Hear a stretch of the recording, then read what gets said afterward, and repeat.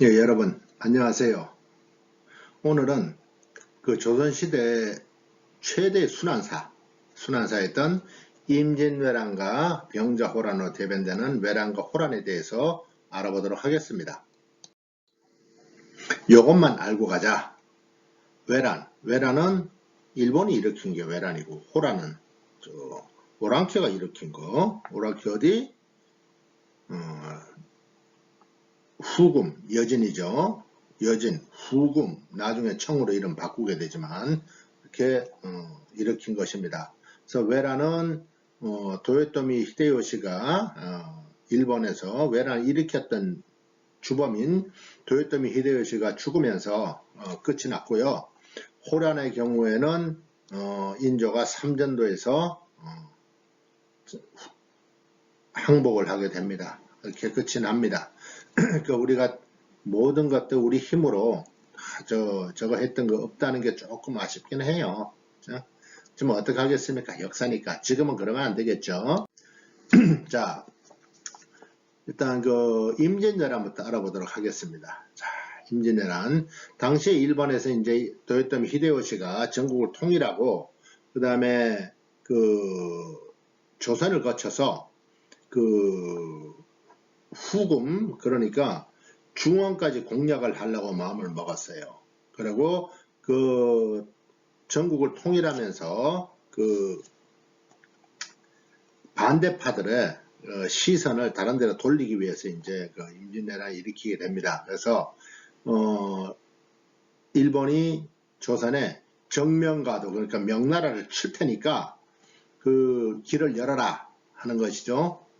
그래서 정명가들 외치면서 길을 열어라 했는데 조선에서 당연히 안 해죠. 그렇게 해서 임진왜란이 일어나게 됩니다. 일본이 조선을 침략하게 돼요. 그래서 먼저 육군은 부산과 동래를 함락시키면서 대대적인 북상을 하게 됩니다. 그래서 탕금대 전투에서도 지고요. 그리고 탕금대 전투에 지고 나니까 이게 충주를 통과했다 소리를 들으니까 선조는 피난 가기에 바빠요. 그래서 선조가 개성으로 피난을 갑니다.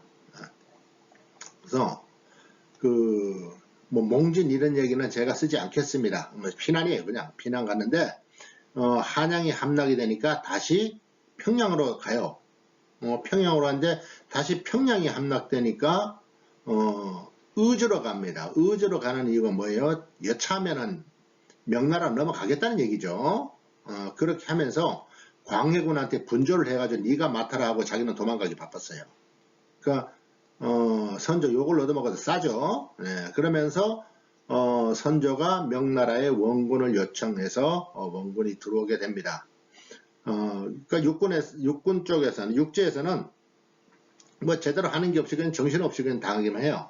왜? 이때까지 적어도 없었는데다가 큰 전쟁도 없어가지고 준비도 하나도 안 된 데다가 왕까지 저러니 뭐 오직 하겠습니까? 그죠? 그러니까 연패를 합니다.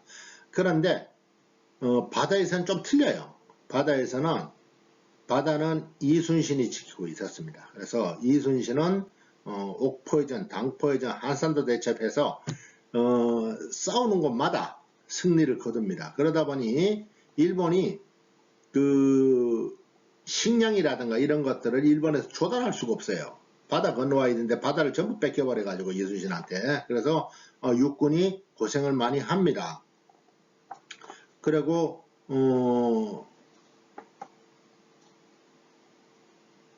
육지와 바다에서 이러는 와중에 또 나라를 지키겠다는 참 그 조선민들의 그 애국 정신 참 대단한 것 같아요. 그 의병이 자발적으로 생겨나서 일본과 싸우게 됩니다. 그래서 주로 주요한 사람들을 보면 곽재우는 의령에서 일어나서 홍위 장군이라고 불렸습니다. 그래서 그 일본을 지속적으로 괴롭혔고요. 고경명은 담양에서 그 다음에 김천일은 나주에서, 그 다음에 조혼, 유정, 조혼은 어디예요? 충청도, 그죠? 예. 유정, 휴정 같은 그 승려까지 해가지고 이분들 이제 의성군이라고 그러죠. 의성군. 근데 뭐 의병의 한 적어니까 그래서 승려들까지 나라를 지키겠다고 이렇게 나섭니다. 그러니까 이렇게 나서고 있음에도 불구하고 선조는 뭐 했다? 도망가기 바빴다. 제가 왜 선조를 싫어하냐고요? 제대로 한 게 없잖아요. 자, 그래서 어쨌든 명나라가 이제 들어와서 조선군하고 조명연합군이 조직이 됩니다. 조명연합군 그러지만 명나라가 주가 되겠죠. 당연히. 그래서 조명연합군이 평양성을 탈환을 합니다. 뺏겼던 평양을 탈환을 해요. 그리고 이 평양성을 탈환하면서 이여송 조명연합군의 수장이었던 이여송이 일본 별거 아니네 해가지고 한양까지 쳐들어간다고 가다가 병적안에서 대패하게 되죠. 네, 그러고 난 뒤에는 개성 들어가서 나오지도 않아요. 그래서 어쨌든 그거는 임진왜란에 관한 얘기니까. 그래서 평양성을 탈환하고 그 다음에 일본군이 소원한 틈을 타서 그 행주성 지금 어딥니까? 지금 행주죠. 행신 있는 쪽에 고향 행주, 그죠? 예. 여기에 권율 장군이 행주성을 지키게 됩니다. 그래서 행주성이 거의 그 함락될 위기까지 가지만 굳건하게 지켜냅니다. 그리고 일본이 넘어오면서 그 전라도 곡창지대를 차지해서 식량을 조달하기 위해서 진주로 들어갔는데 진주성으로 쳐들어가요. 근데 진주성을 허물지를 못합니다. 그래서 한산도 대첩, 행주 대첩, 진주성 대첩을 임진왜란 때 3대 대첩이라고 우리가 부르기도 합니다.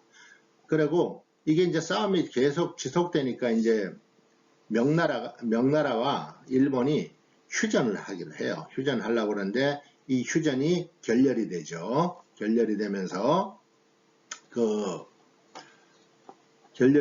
다시 난이 일어나게 되는데 다시 일본이 쳐들어 올라오는데 그때 이제 훈련도감이라는 게 설치가 돼요. 임진왜란 때 훈련도감이 설치되는데 이거는 포수, 사수, 살수로 세 개로 나누어서 훈련도감을 설치하게 되고 소거법을 실시하게 됩니다. 그래서 소거법을 실시하는데 그 휴전이 결렬되고 난 뒤에 다시 일본이 쳐들어오는 거를 정유재란이라고 그래요. 정유재란인데 정유재란에서는 사실 그 육지에서도 그 직산전투에서 패배하고 일본이 그다음에 바다에서는 역시 그 이순신한테 당하지를 못하죠. 그래서 명량해전에서 또 패배를 합니다. 그래서 초창기 임진왜란처럼 그렇게 대단하게 그 파죽지세로 올라오질 못해요.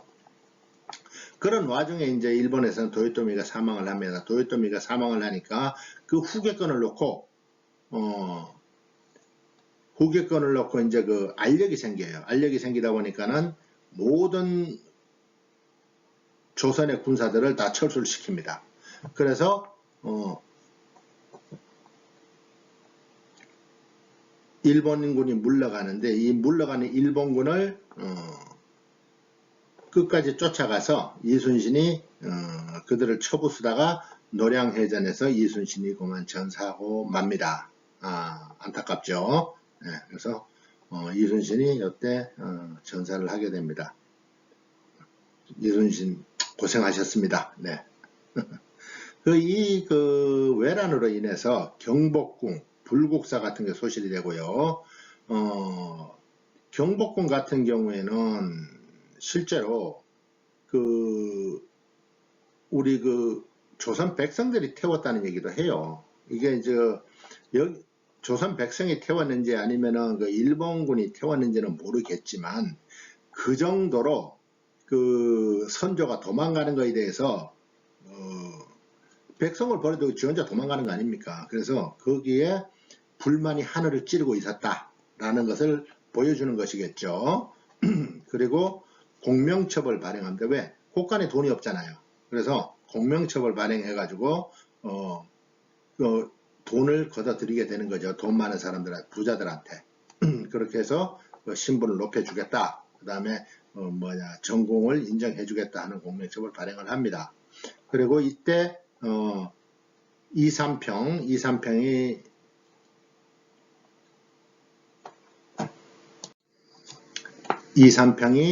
납치가 돼 가는데, 납치라기보다는 끌려가죠. 포로로 이제 끌려가는데, 이삼평은 적입니다. 도자기 기술자예요.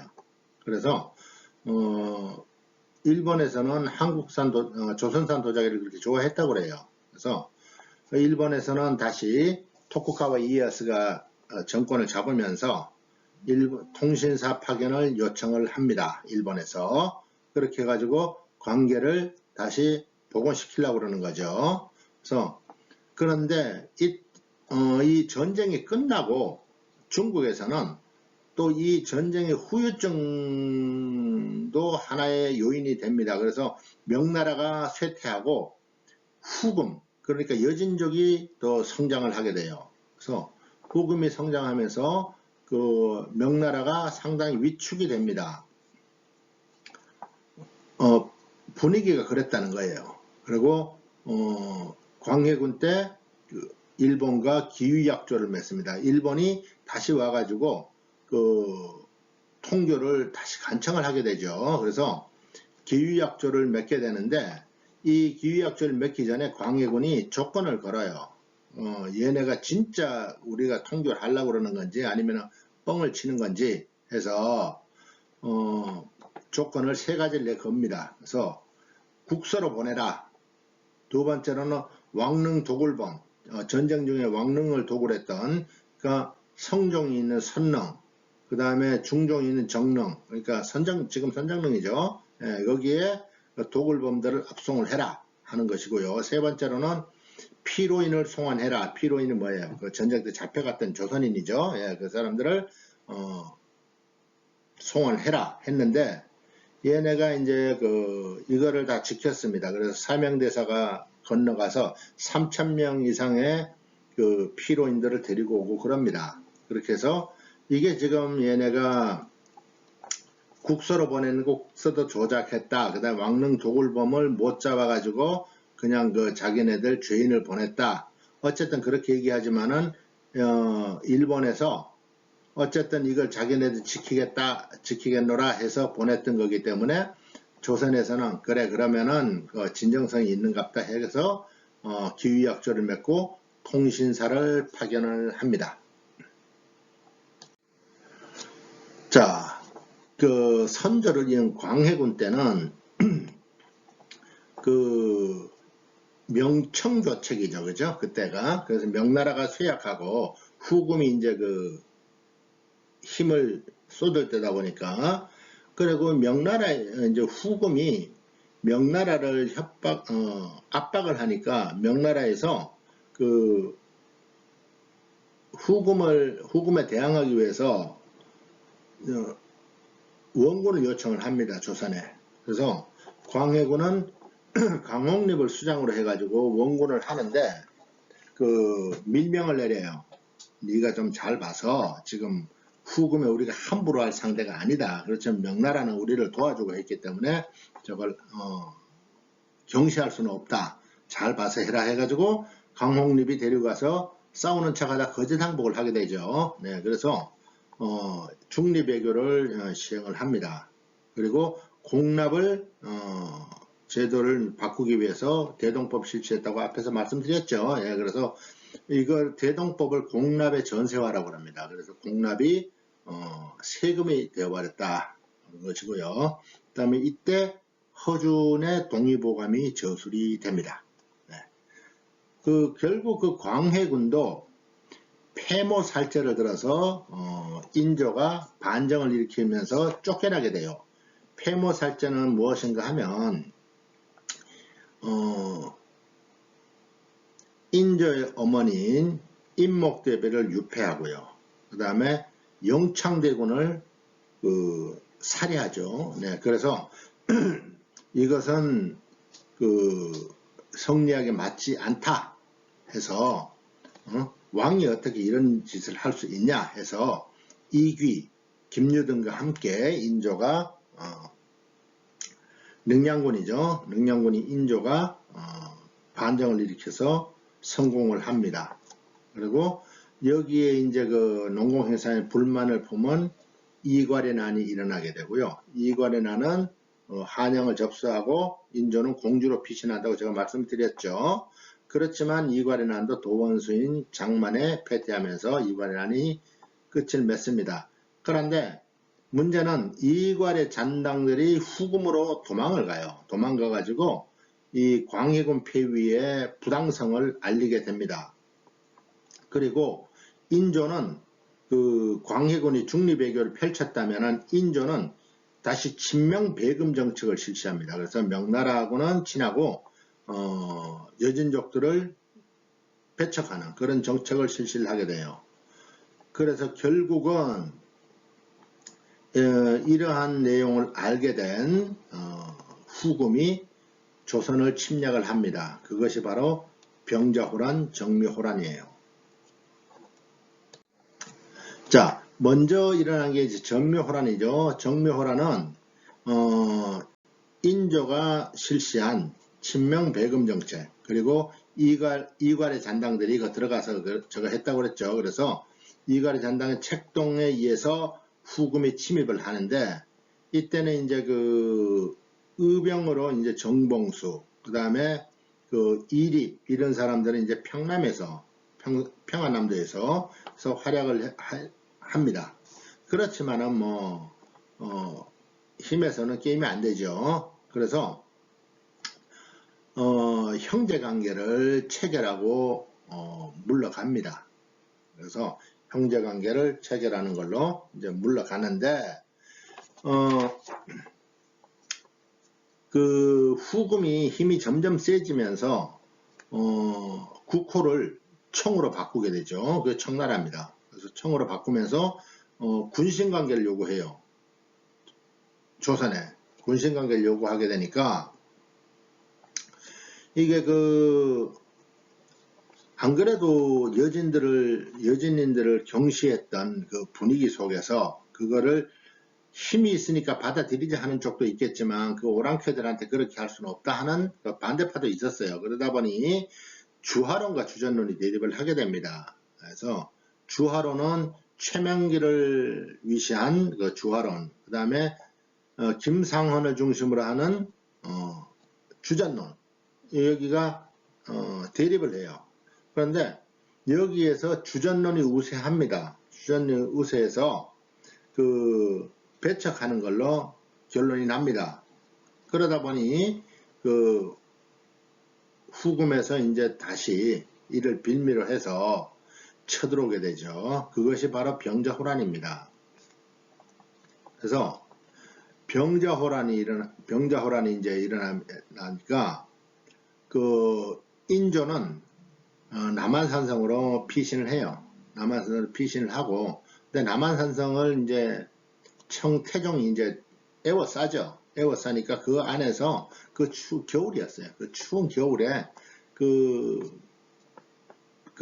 인조를 따라갔던 백성들이 춥고 지치고 굶주리고 해가지고 그 아비규환이 따로 없었습니다. 그래서 결국은 항복하기로 마음을 먹고 항복하기로 이제 그 결론을 내리고, 주전파들은 거기 자살하는 사람도 있고요. 그 다음에 나중에는 이제 주전파들이 잡혀가게 되는데, 그래서 삼전도에서 3번 절하고 9번 머리를 찍는 삼두구고두례라는 그 치욕적인 굴욕을 당하게 됩니다. 이때부터 청의 간섭이 병자호란 때부터 시작된 간섭이 언제 갑오개혁 때까지 지속이 된다. 그렇게 보시면 됩니다. 갑오개혁이 아니고 언제까지죠? 청일전쟁 일어날 때까지죠. 청일전쟁이 일어나고는 청나라가 이제 물러가고 일본이 다시 그 청나라 노릇을 하게 되니까. 그래서 군신관계가 체결이 돼요. 그래서 군신관계 체결에 대해서 소현세자의 동생인 복림대군, 그 다음에 그 강경파였던 사막사들이 그 인질로 잡혀가게 됩니다. 그런데 소현세자는 돌아와서 원인 모르게 갑자기 죽어버리죠. 근데 그게 이제 애비가 죽였다 하는 얘기도 있는데 그거는 뭐 밝혀진 게 아니니까. 그런가 하면 소현세자는 그 청에 가가지고 청나라의 그 발전된 문화 우리가 들여와야 된다 이렇게 얘기를 했었던 것 같아요. 그러다 보니까는 거기에 이제 그 오랑캐 문화를 들어온다 해가지고 뭐 인조가 싫어했다 이런 얘기도 있습니다. 어쨌든 뭐 그거는 뒷얘기니까 이렇게 하고, 그 소현세자가 죽으니까 이제 그 동생인 복림대군이 그 효정으로 즉위를 하게 되죠. 그래서 효정은 북벌을 하려고 아주 은밀하게 준비를 해요. 그렇지만은 청나라는 점점 강해지고, 그 다음에 김자재미 같은 사람이 꼰질르고 청나라에, 그러다 보니 제대로 하진 못하게 되고요. 이건 이제 그 청나라가 러시아를 정벌한 나선 정벌에만 이용이 될 뿐입니다. 그리고 그 청나라하고 이제 교류가 많다가 보니까 이제 그 청나라의 그 발전된 문화를 보고 와가지고 거기에 따라가자는 북학론이 대두하게 됩니다. 그리고 숙종 때는 이제 백두산 정계비가 건립이 되죠. 백두산 정계비는 청과 국정문제에서 앞에서 말씀드렸죠. 여기서 백두산 정계비 지금은 없다, 사라졌다 하는 것까지 여러분들이 그 조선전기의 그 임진왜란 병자호란에 대해서 알아봤습니다. 여러분들 고생 많았습니다. 다음 시간까지 안녕히 계세요.